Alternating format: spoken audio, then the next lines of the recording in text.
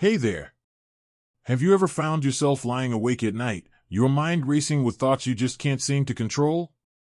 Maybe you're replaying a conversation from earlier in the day, worrying about something that might never happen, or just feeling overwhelmed by the endless what-ifs swirling around in your head. If that sounds familiar, you're definitely not alone. Overthinking is something we all do from time to time, and it can feel like a never-ending loop that's hard to break out of. But here's the good news: there are simple, effective ways to quiet your mind and stop overthinking in its tracks. And the best part? You can start using them right now. Welcome to today's video, where we're going to dive into 5 powerful techniques to help you stop overthinking and find some peace of mind. Whether you're a teenager stressing about school, a parent juggling a million responsibilities, or someone just trying to navigate the ups and downs of life, these strategies are for you. Because let's face it, overthinking doesn't discriminate, and neither does the need for a little mental clarity. Now, before we jump into the techniques, let's take a quick moment to understand why we overthink in the first place. Overthinking often stems from our brain's natural desire to solve problems and protect us from potential threats. It's like our mind is trying to be helpful, but sometimes it goes into overdrive, especially when we're feeling anxious, stressed, or uncertain. And while it's great that our brains want to keep us safe, overthinking can actually do more harm than good. It can lead to increased stress, poor decision-making, and even physical symptoms like headaches or trouble sleeping. So, learning how to manage it is crucial for our overall well-being. That's where these 5 techniques come in. They're all backed by science and designed to help you break free from the overthinking cycle. And don't worry, you don't need any special tools or hours of free time to make them work. These are simple, practical strategies you can use anytime, anywhere. So, let's get started with the first one. Alright, let's kick things off with a technique that's super easy to remember and incredibly effective. It's called the 5-4-3-2-1 grounding exercise, and it's all about bringing your attention back to the present moment. When we're overthinking, our minds are usually stuck in the past or worrying about the future. This exercise helps pull you out of that mental time travel and anchors you in the here and now.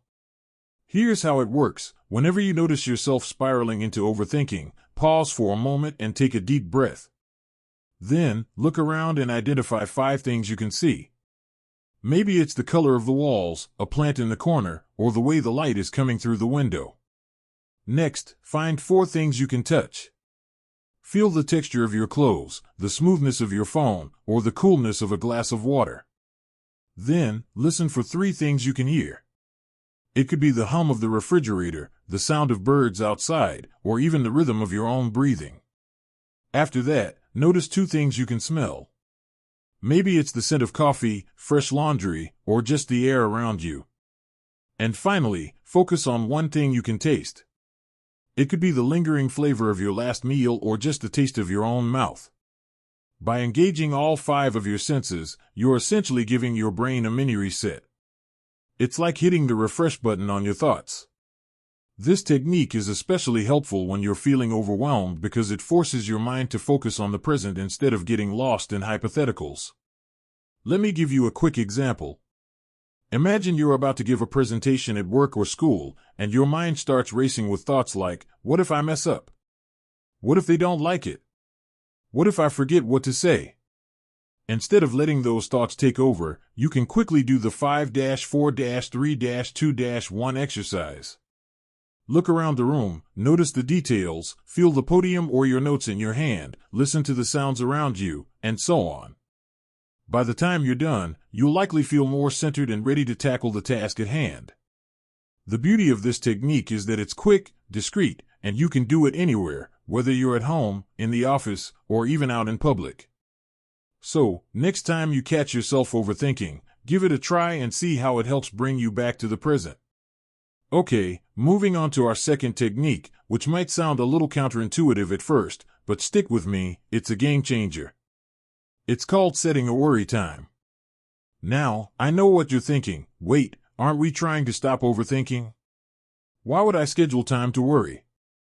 Great question. Here's the thing, trying to suppress your thoughts or pretend they don't exist often makes them stronger. It's like telling yourself not to think about a pink elephant. Suddenly, that's all you can think about. So, instead of fighting your worries, this technique gives you a designated time to acknowledge them, process them, and then let them go. Here's how it works. Choose a specific time each day, let's say 15 minutes in the evening, and designate that as your worry time. During this time, you're allowed to think about all the things that are bothering you. You can write them down, talk them out loud, or just let your mind wander through them. The key is to give yourself permission to fully engage with those thoughts, but only during this set period. Now, throughout the rest of the day, whenever you catch yourself starting to overthink, you can say to yourself, "Not now, I'll think about this during my worry time." It's like putting your worries on a mental to-do list for later. This helps in a couple of ways. First, it prevents your thoughts from taking over your entire day. Second, when your worry time rolls around, you might find that some of those concerns don't seem as pressing anymore.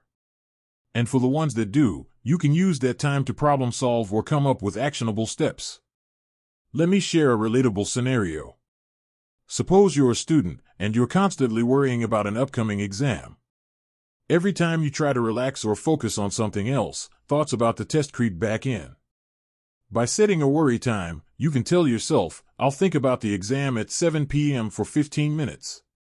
Then, when 7 p.m. comes, you can review your study plan, address any specific concerns, and maybe even realize that you're more prepared than you thought.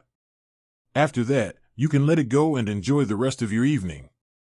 This technique is particularly helpful for those of us who tend to ruminate or get stuck in loops of negative thinking.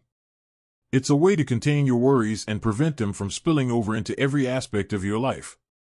Plus, it's a great reminder that you're in control of your thoughts, not the other way around. Alright, so we've covered two powerful techniques so far, the 5-4-3-2-1 grounding exercise and setting a worry time. Both of these strategies are designed to help you regain control over your thoughts and bring a sense of calm to your mind. But we're not done yet. There are 3 more techniques coming up that are just as effective and easy to implement. So, stay tuned, and keep up the great work.